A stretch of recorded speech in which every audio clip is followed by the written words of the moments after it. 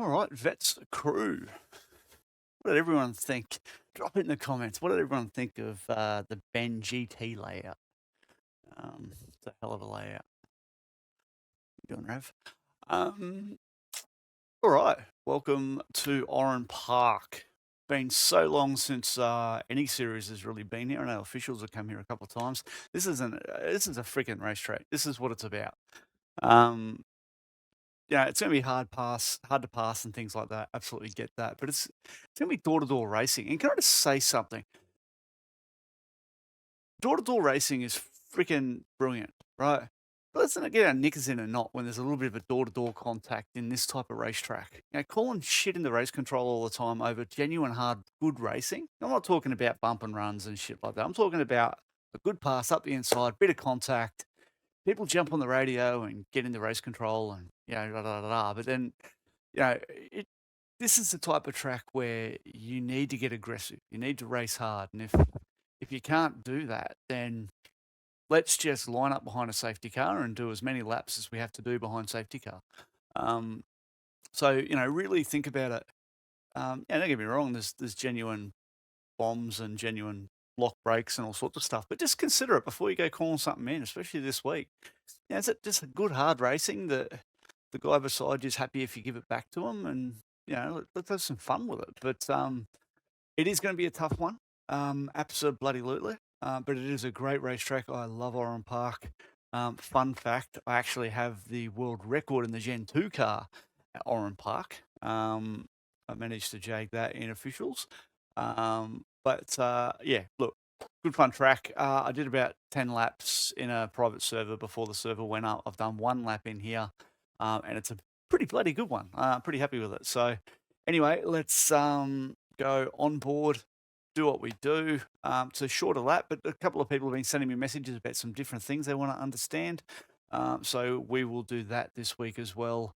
Watch your earphones because I've turned everything up. So volume is up, car is loud. So yeah, let's play a lap.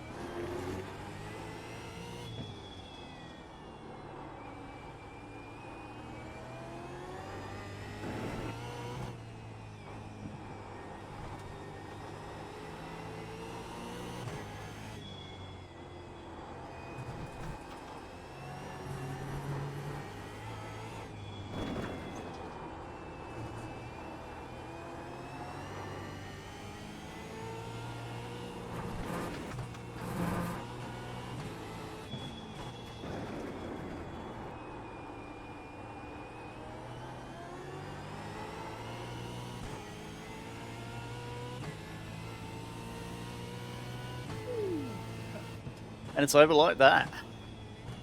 So yeah, fast lap. Very fast time wise, like not me personally, just it's a quick lap around Oran Park. So look, a 106.15, like I said, 11 laps total. Jumped in this server. Actually, I'll just mute just in case. Yeah, so first lap out, 106.149. Not a 1.5. Come on, rip me off by 1,000th. But yeah, sorry about a little stuff up at the start there. But yeah, let's talk it through because it's a tricky track. I think bias is 64.3 straight out of the box. So let's have a quick look at the dock. Back to the good cylinders. I think most people are comfortable on these cylinders: the 21.2 front, the 21.8 rear, and 64. Definitely a nice little happy spot.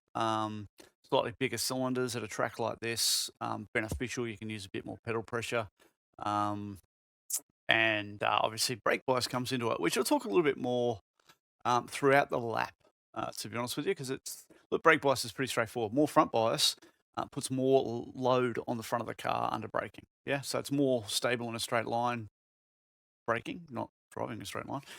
Far more stable braking the car. So if you look at, say, there's a fine line between stopping in a straight line and a bit of trail brake, but you look at the bend turn one. That's the kind of track that more front bias is going to, or corner, that more front bias is going to be beneficial over rear bias, because you can really load the car really well in a straight line, and the car's going to stop really well um, with more front percentage. The risk of front percentage is you overheat the front tire. So when you then have to trail brake the car in quite quickly into turn one at, say, the bend, or even here, you've got more load on the front. So the car doesn't, once it's loaded, and I use kangaroo paws, once the car's loaded on the nose, there's not really a lot of movement in it. It's compressed.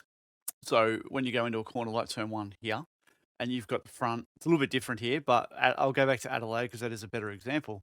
You've got the front so well loaded that you start turning the car and it just wants to push because it won't rotate in. So you've got to be really good with your trail brake when you run a lot of front bias, because otherwise you either pinch inside fronts or the car just understeers and then you overheat the tyre very quickly. So braking performance is better with more front bias, absolutely. Rearward bias, however, at a track like this, can be beneficial for, say, a turn one, because you're not ever really at peak pressure. You're kind of relying on the car to stay stable and load. So the more rear bias you run, the lighter the front is, the more movement there is. And effectively, if you've ridden road bikes, I'm talking, proper road bikes, not pedal things, you know, you're trail braking mid corner. So if you learned a decent technique, if you've done track days or anything like that, you tip the bike in, and bike might be washing a bit wide of where you want to be. Well, you don't need to come out of the throttle. You don't need to change your lean angle. You don't need to change things. You can just lightly grab the brake, the rear brake, not the front brake. Lightly grab the rear brake, and what that does is it binds up the rear and brings the front back around to where you need to be. So it sucks the car, or bike in that instance, but the car back in towards the apex. That's what rear bias does in a car as well, is effectively you can trail the car nicer and it will put more rotation in the car. The risk with that is that it's easy to lock a rear and skate the car because you're also engine braking. So if you're a heavy engine braker, rear locking becomes a problem. And also it does create more rotation in the car. So you will end up, say turn two here, turn one might be meant the car rotates nicely, your trail's really good, you can get the car in, it's straight in and around, really, really good. Stops well into turn two, but then as you start to turn the car in, it gets lively.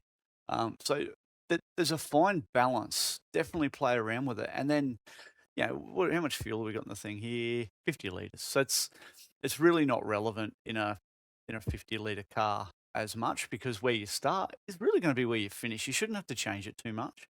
Some people might change it corner to corner throughout a lap here, but at 50 litres, it's not really relevant. If you had 130 litres in the car, you might find that you'll change that bias as the race goes on.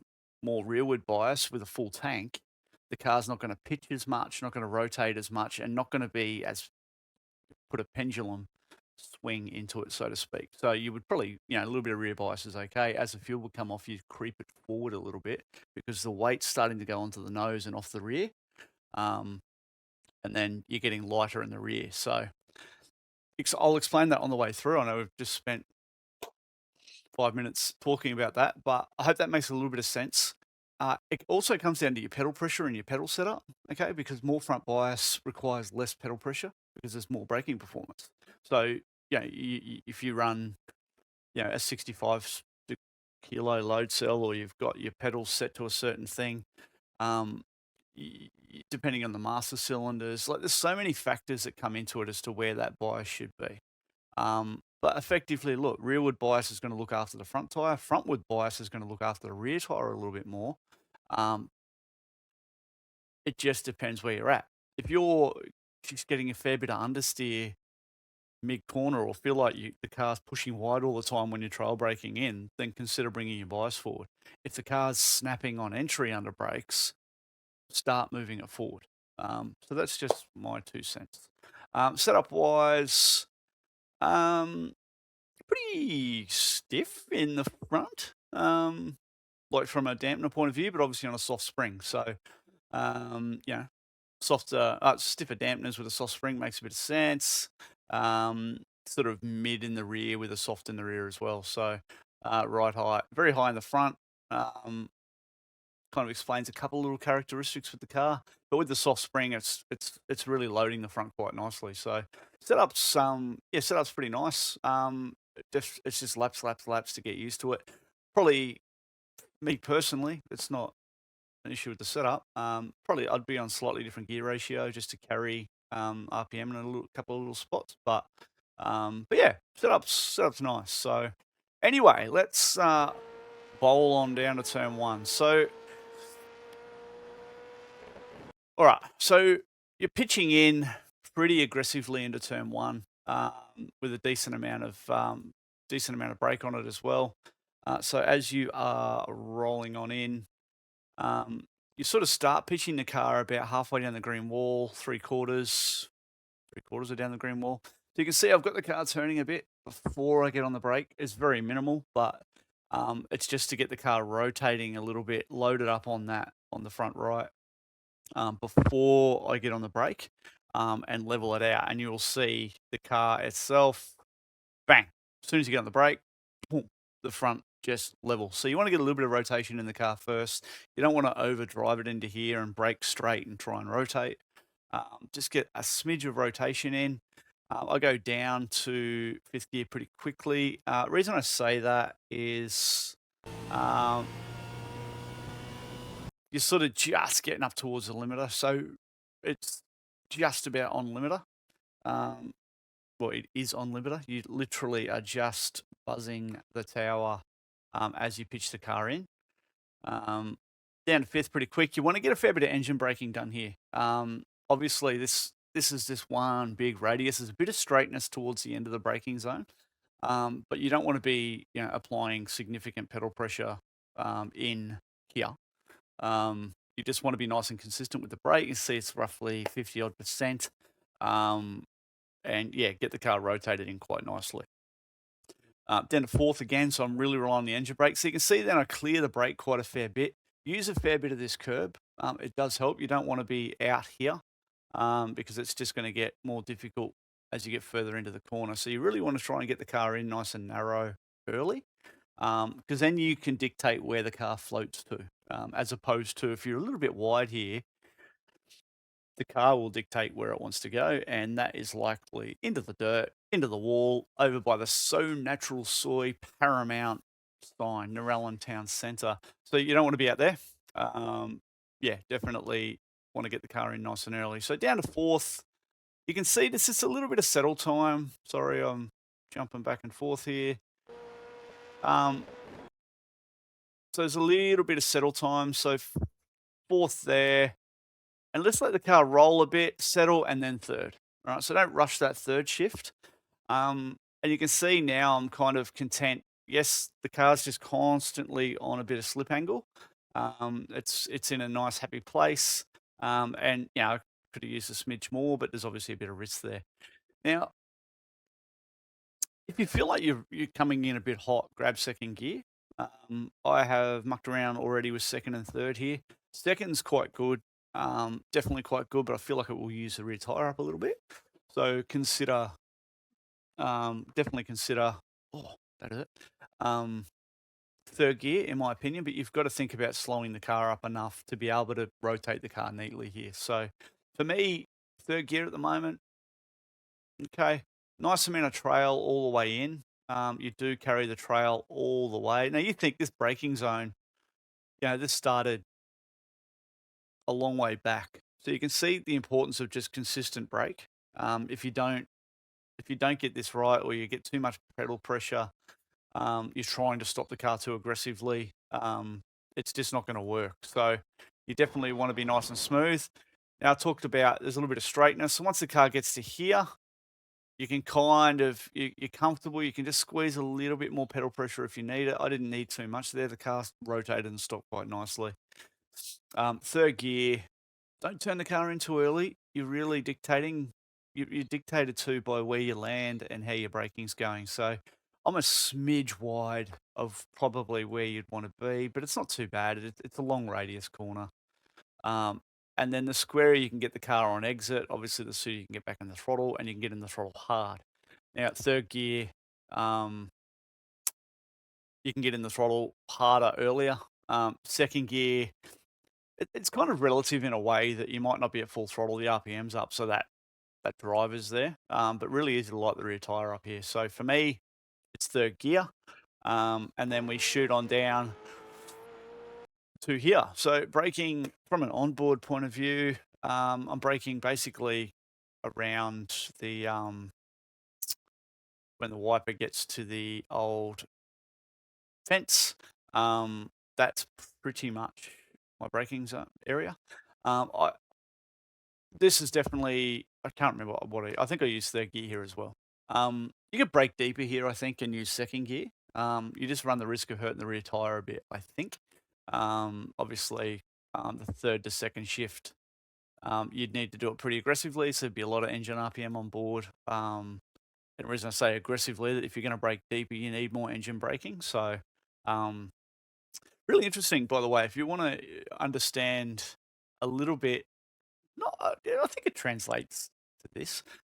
But Paul Morris, talking about, and it's on his Facebook and whatnot, talking about spooled diff, or spooled, yeah, spooled rear end knees versus a limited slip diff, and to get the best performance out of these things, real world, you've got to really zing the motor, to improve braking, because the braking performance isn't as stable in these cars versus a limited slip rear end, the traditional, before this model. But anyway, worth having a bit of a play into here. So third gear for me, pretty early again.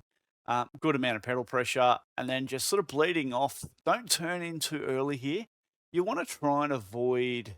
I think that's pretty neat and tidy. Yeah, okay, there might be 100 mil, 100, 200 mil. Try not to get on the curb, in my opinion. That's just me. Unsettles the car a lot. There's a lot of bounce. Doesn't really come off very nicely. But you can see I'm already well and truly back into the throttle here. Pick that up as early as you can, and really use the track exit here, and get back in the throttle hard as soon as you can. Now, again, if you're in third gear, you can do that. Second gear, it's going to want to light the rear tire up. So just think about how you tackle that and what you do with it. But that's my humble opinion. Is third gear hard in the throttle, and then down into here, you're braking around about the tires to the windscreen wiper.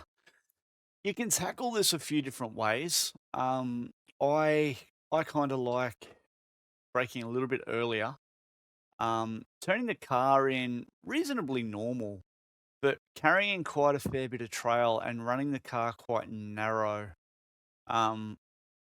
here. So there's obviously plenty of room out here. I, I don't think it's beneficial. Just putting more lateral load on the tyre all the way out here. So you're constantly turning right for longer. Whereas if you can narrow it up a little bit, you can certainly, I don't know if I locked the front.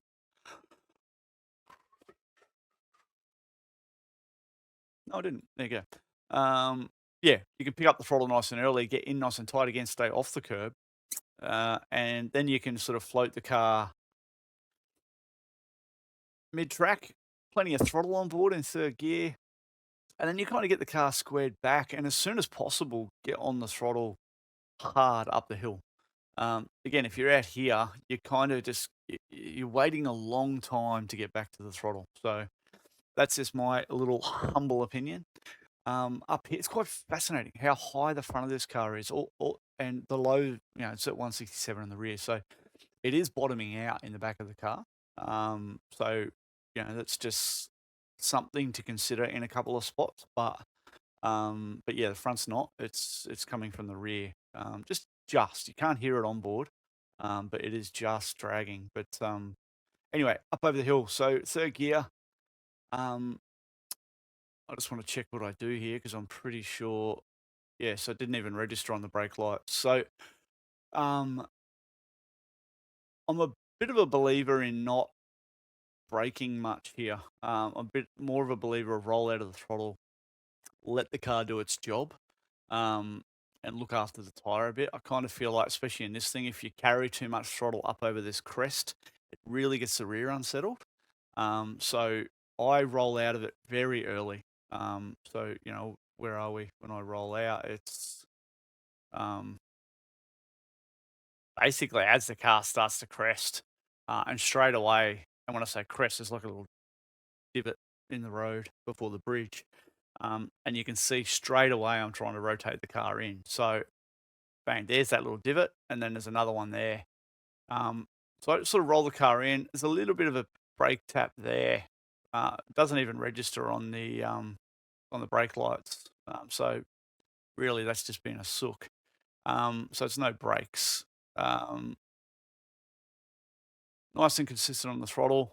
Get the car over the curb a little bit. Again, if you're not on the curb or near it here, it just doesn't tend to rotate. You just end up with a fair bit of understeer in the car. But you just see nice balanced throttle until you're happy initially.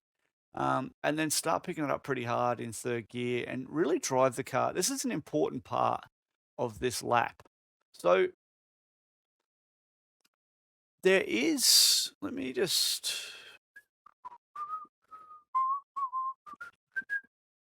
we're getting technical here, folks. So,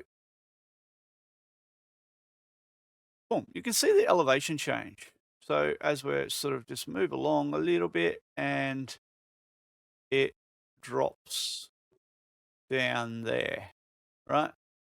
And it gets a little bit worse the further you go up. If you come out of here, let's see if I can't do this. If you come out of here and have the left side right on the edge here, track comes back just a little bit. As you approach here and you go to turn in, the car will want to snap sideways. 1 in 10 laps it'll happen, yeah? But it'll happen and you'll end up out in the grass. So my advice here is get the car, either stay inside the white line and don't mess with it, or get the car out over this onto the concrete as early as you can in this process, right? So you want to come out, and as you come out, you'll see the car. So get the thing in. Now, there's also quite an aggressive bit here, so you don't want to grab that. But this is slippery as. It does drop away that line to there. But yeah, get the car out. Use all the concrete. Excuse me. Use all the concrete and focus on then two benefits is you're away from this crap. And again, that probably shows it a little bit better here. Yeah, see it there. So as we approach it, boom, right?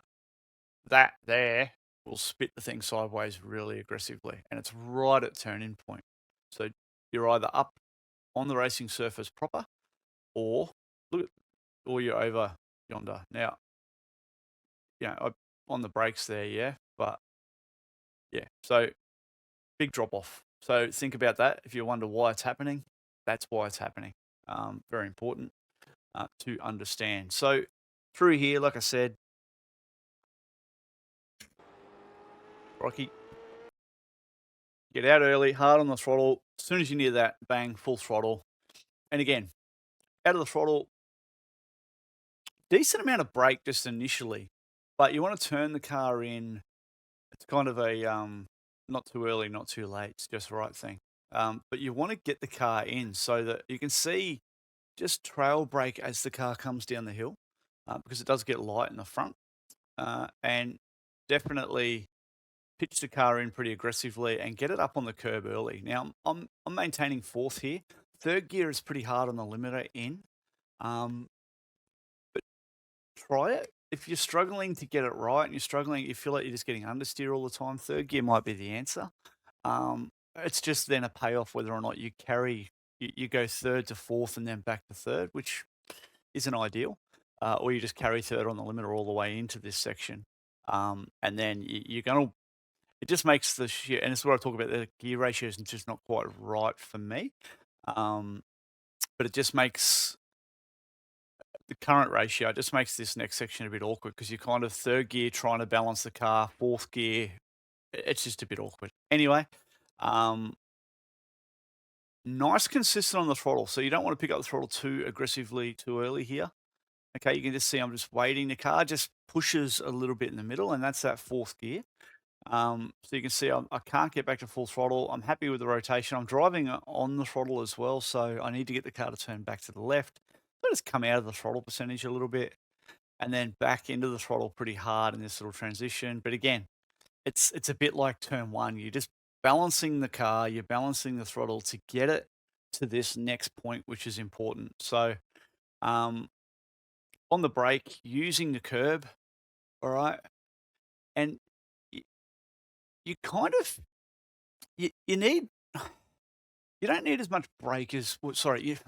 How do I explain this corner? Because it's quite an interesting one. It's uphill, right? So you need to brake the car pretty well early to get the weight on the nose and rotate it.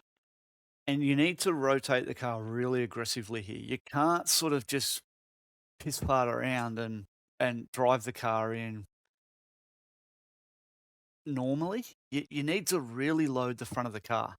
So when the car turns, you can see, so I grab the brake a little bit more there because I want the thing to rotate aggressively at apex, and I don't necessarily want to go and use all the exit. So there's a lot of time in just that 100 and 200 meters, whatever it is. If you let the car float, so you sort of just flow, and you run the car out quite wide, personally, I find I lose time in that section. Whereas if you can get the car really aggressively, and if you watch it at normal speed, bang, you really get the car pitched in. And then you can get away with it. So that's fourth gear through there. Again, you could, if you're struggling with understeer, you go back to third, but you're going to be in a bit of an awkward shift point on the exit, which you don't want to be. But yeah, nice on the throttle early to get the rotation in the car. Hard on the throttle. It has a little wiggle here, but doesn't matter. You're hard in the throttle. And this one you could make or break. Now, the reason I don't like being out here is because you need to get the car back to a good position here to really nail this. Because if you don't, it's an off-track slowdown, or it's just slow. Like it's surprising how much time you can lose in this section. And I haven't put my split things up, but sorry, there they are there if you want to see them. Yeah, it's me overall. Oh yeah, sorry. So that's overall in session. So yeah, pretty much. Well, anyway, I'll talk about that in a second. Sorry, I got distracted. So yeah, nice out of here. Get the car back to sort of mid to three-quarter track, just past the center line, so to speak. So you're kind of in between the two, and you can see I'm already turning the car back. So you want to really attack the first part of this quite aggressively. Now I think I'm a bit of a sook on the throttle here, is my view of the world. It'd be interesting to see how aggressive some people are, but bit of mechanical sympathy. But you get the car in nicely over the first bit, and you're pretty much straight away you're pitching the car to the right again, and obviously it's blind. That's not where I sit in car. Where do I normally sit? Let me go cockpit. Yeah, okay, so that's where I normally sit, so it's not completely blind. But that shows all the dash details. So, yeah, you can see it's definitely, I'm turning the car back in. I'm balancing the throttle. I'm not too worried about getting too aggressive on the throttle. Here looks like a lot of track, yeah, but from an on point, you've still got a little bit of concrete left. you know, all the way around the car. So obviously there's an off track here. I think if you're stupid enough to get a whole heap more than that, past the off track, then it's a slowdown. But yeah, and the car's quite unsettled off the curb as well. So you want to be nice and polite with it. Back in the throttle hard for a bit. I go to fifth. It's a bit silly on this lap.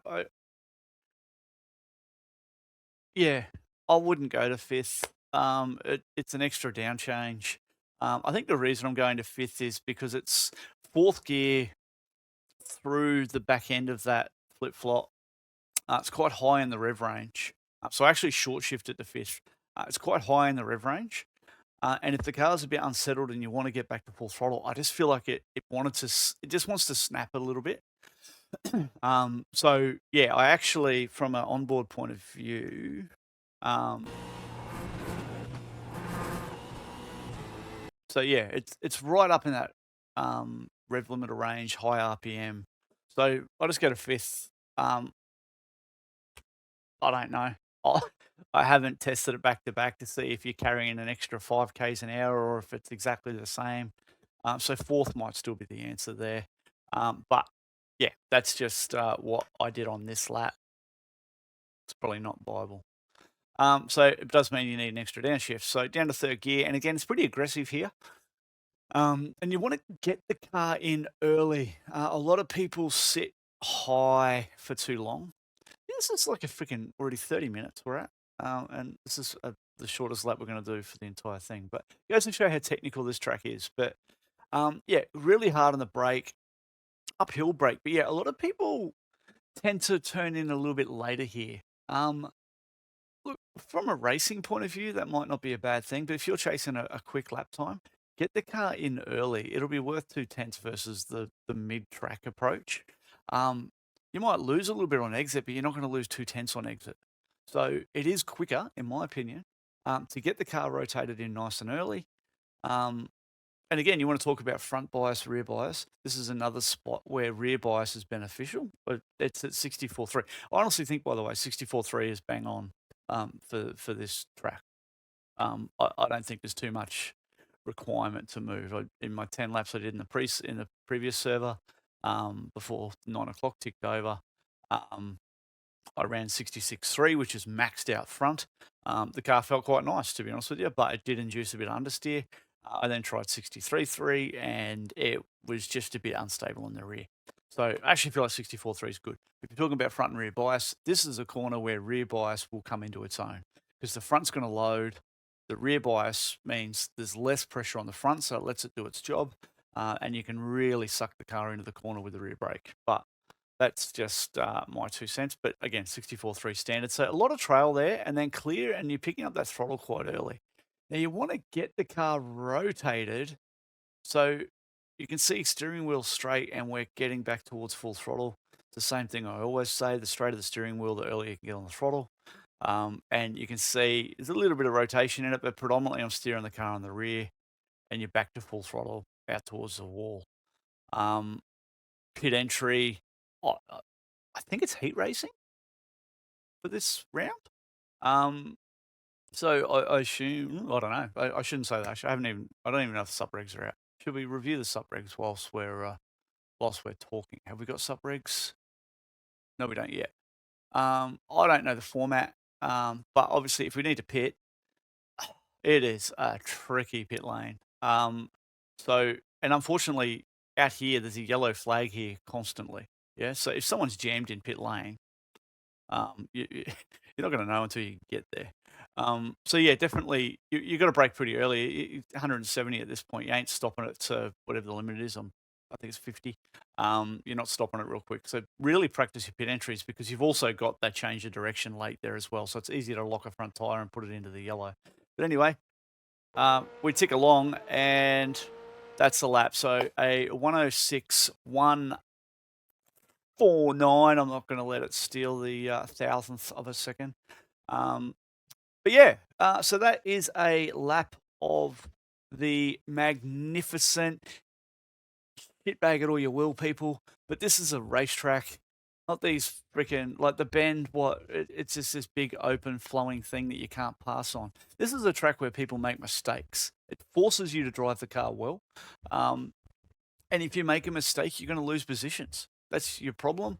Nice, consistent, clean racing is good, and encourage the hard door-to-door racing. And my lovely missus has just turned on the music for the morning, and the doors are shaking.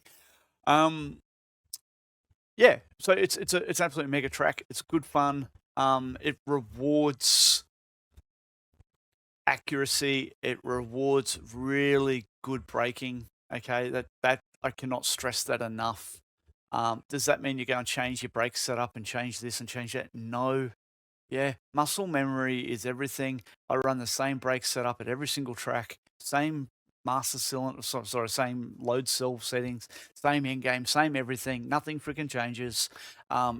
That's muscle memory. Yeah, you've got to get that right. If you're changing stuff every single time you turn up, then and your results aren't consistent. Don't get me wrong. If you're changing shit and you're the Wayne Walker and Jordan Ross of the world at the moment, then bloody good on you. But I can't do that. I find just nice, consistent pedal settings, memory, all that stuff works, and this track will reward that. So, yeah, good luck. I just want to say thank you. I think we're almost at 150 odd subscribers or something like that on the YouTube channel. Please feel free to share it around. Don't it doesn't have to be just vets, but if you want to share it, share it. If you want to share it with friends who or other competitors or whatever, do that. More of them welcome and encourage it. So give the follow button down below, and we may look at. Had a couple of people message about one-on-one driver training. I'm not adverse to that. It actually picks up. Anyone understand what droop is? Any go-karters out there that understand, what the rear does to get the car to turn? Let's have a look at this. Sorry, I'm now floating off onto a different tangent. But yeah, sorry, there has been a bit of interest in some driver training stuff. Look, it's definitely something I'm interested in. Happy to talk about it, probably towards into next season, to be very honest with you. But yeah, definitely something happy to consider and look at. So if you look at you talk about droop in a car. No, you talk about bias and whatnot, but droop is how far the suspension will travel before effectively it locks the rear wheel, inside, outside, whatever. And that assists in rotation of the car. So when I say go-karting, you would look to get a nice rate of lift on the inside rear because it's a locked axle. It's a locked differential. It's a full solid axle, front, left to right, same drive. So if the rear is flat, the car won't rotate. Go-kart, car, whatever. Droop is in a supercar is effectively that. So you're looking to lift the inside rear wheel so that it go-karts onto the opposite corner of the car. So it's loading the front, in this instance, the front left of the car, yeah? So as you play it through, you can see it's off the ground, which is actually, it's cool to see it. And this is why these cars, in my opinion, are suited to these tracks. That's why. Because that's what these things are designed to do. So you can see, it's off the ground. So it's under braking, it's nice and consistent. And I'm sorry, I know I'm talking about something that no one's even asked about, but hey, it's all knowledge. So, and this is a technique as well, how you drive the car. So I talk about the second, third last corner where I say you really want to load the front of the car. And into my other cat's just opened up the other door. So not using pause, just pushed it. That's just a good example of if you can load the front of the car and get that weight transfer nice, then you're going to have better rotation in the car, okay? Front bias, rear bias. So you can just see throughout here, the whole thing is just pitched. It's off the ground. It's off the ground. It's off the ground. It's off the ground. And now it's settled once it's back into the corner. That's mint. So J-Mac, mate, that is bang on. That's what a setup should be. and that is very, very freaking good to see. So bravo, my man. Got that dialed in nicely, and we talk about Droop. Droop is in here. So Droop on this documentation. I freaking can't see it. Why can't I see it? Why can't I see it? There it is there, idiot. So 13.9 mil setup. So yeah, really good. But anyway, I've talked enough. 40 minutes. Get that in here. But yeah, so if you're interested in anything else, you want to see other things in the video, please feel free to send me a message. I've really enjoyed the messages, and I'm glad this is all helping. Stewie's doing his thing as well, which is really awesome. So jump on board behind Stewie, and I know he's doing training as well. So yeah, keen to talk about training. Feel free to send me a message. It's just probably more a case I've got a bit going on at the moment, so it might be a case of getting this season out of the way before we do anything. But yeah, look, curious to talk about it and what that might look like into the future. So anyway, that's that. 40 minutes. Enjoyed it. Thanks, everyone. Have a good one, and shall see you on track.